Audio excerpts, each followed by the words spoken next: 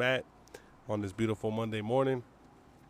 Uh, just This is the show where we will talk a little bit about everything and anything, mostly sports, music, entertainment. Not too political here, but a little bit about everything. But my favorite teams right off the bat are the Raiders. I like the Lakers. I like the Portland Trail Blazers. And if I had to pick a baseball team, it'd be the Colorado Rockies. So you'd probably hear me talk a lot about those teams on this channel.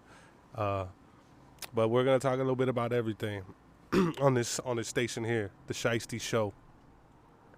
Well, first thing I want to get into is football Sunday just passed. So I like to talk about the Raiders and our situation over there.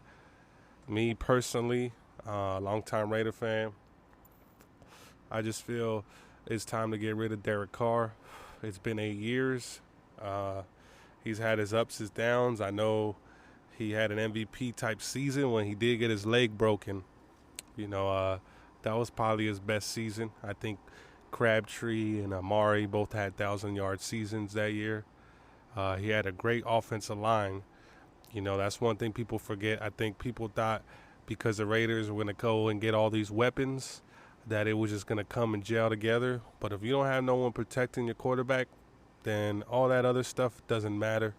So back then we had Gabe Jackson, we had Rodney Hudson, we had Assembly, we had Donald Penn.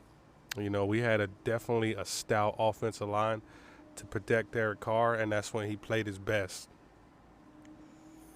But me personally, as a fan, seeing these last couple years, his confidence is not the same.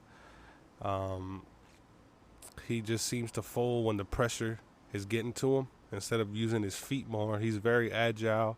He's a very agile quarterback for his size. He's pretty big, 6'3", so he should move a lot more, but he doesn't.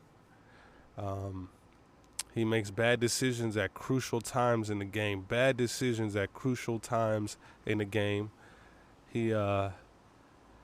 He's just not someone I would really depend on to get me to the promised land. So 8 years is long enough. That's a long enough track record to see the work he's put in. And the way it's going, man, if the Raiders continue to lose, they start 0-6, 0-7, I can see the noise getting louder for him and also for Josh McDaniels, that was hired there. I can see the noise starting to grow a little bit. Now people want to come and say, well, Derek Carr has the most completion percentage. Derek Carr has the most yards since he's been in the league and all that, right? All the stat collectors, like they do for Dak Prescott. They like to collect stats and not look at the wins. Is your team winning or is your team losing? We've had Derek Carr for 8 years, made the playoffs twice, and haven't won a playoff game. But this man continues to get paid like he's a top quarterback. Really, at this point, there's no more defending him. I know there's a lot of Raider fans that love it to protect Derek Carr, even some analysts like Keyshawn and, certain people that have a narrative about Derek Carr, his brother, of course, David Carr. But you know what? At the end of the day, I'm a lifelong Raider fan, 20 years, and it's time for him to go. Time for the Raiders to just really commit to finding the next one in the draft.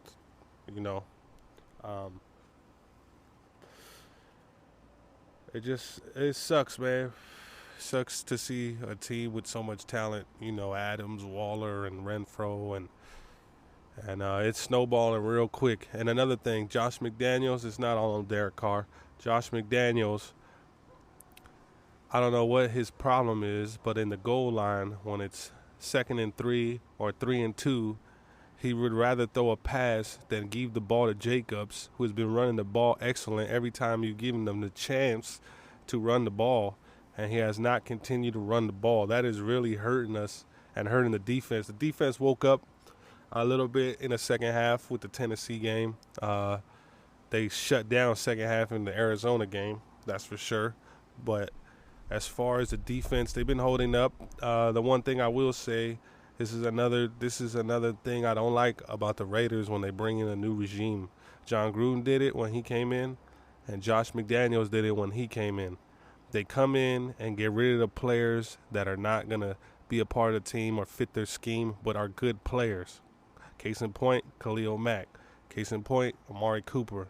Maybe Amari was time to go, a lot of drop passes, but Khalil Mack, Gabe Jackson, Rodney Hudson, these were all players that wanted to leave because they didn't want to fit under the John Gruden scheme, so he let them go.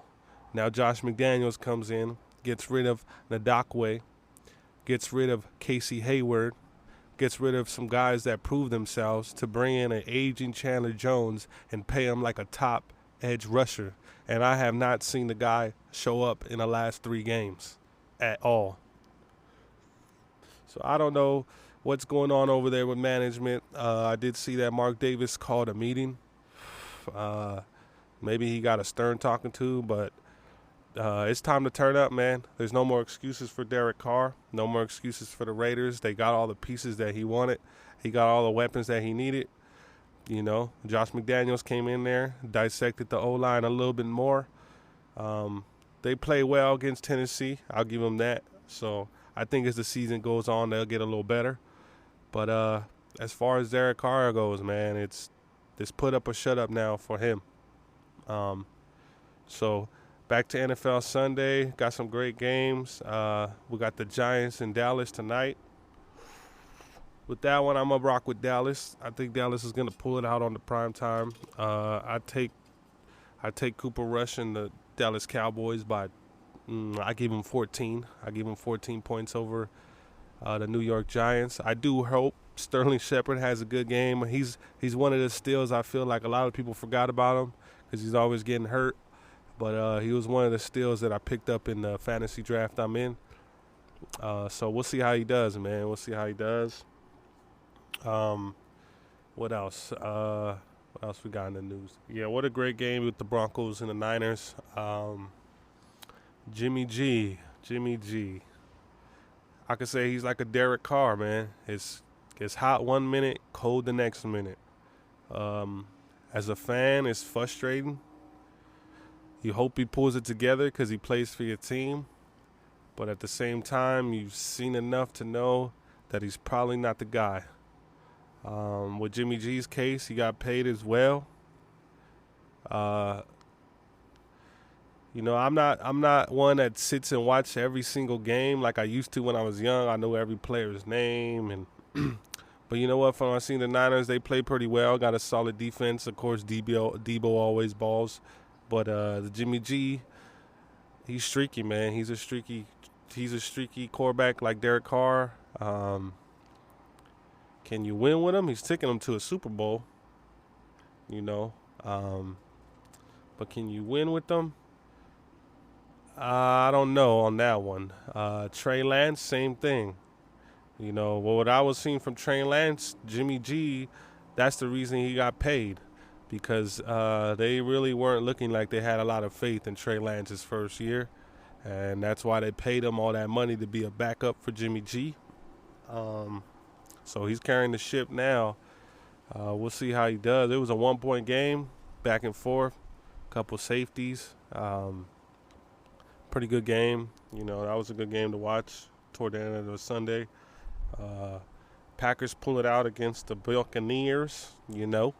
Old man Rodgers against old man Brady, the old man bowl. You know how it goes. Aaron Rodgers pulled it out for the green and gold. Oh, shit, man, busting some flows. Anyways, you know, we got the Packers right there. Okay, we got the Rams beating the Cardinals. I hate the Rams. Know a lot of Rams fans, so I hate them too. Nah, I'm just playing. Nah, you know what? Rams are pulling together, man. They got mopped up by the Bills that first game of the season. Didn't know if they were going to respond and be the same team we saw go to a championship last year. But they're starting to turn it on, man. Starting to turn it on. Jaguars, and the Chargers. This was the real shocking game for me right here. Jacksonville is shocking a lot of people, man. They're blowing out a lot of good teams. They blew out the Chargers. Chargers beat the Raiders. Raiders made it to the playoffs last year. So, you know, Jacksonville is really stepping the game up, man. Really coming in to compete. They're really coming with some fire, some energy. You know, they look good, man. And one play I did note that the Raiders should have kept, and Josh McDaniels let go. Zay Jones. Because ever since he came to the Raiders, he turned his career around, and he's been balling, man. So shout out to Zay Jones over there on the Jaguars, man, doing his thing. Bears pulled out one against the Texans.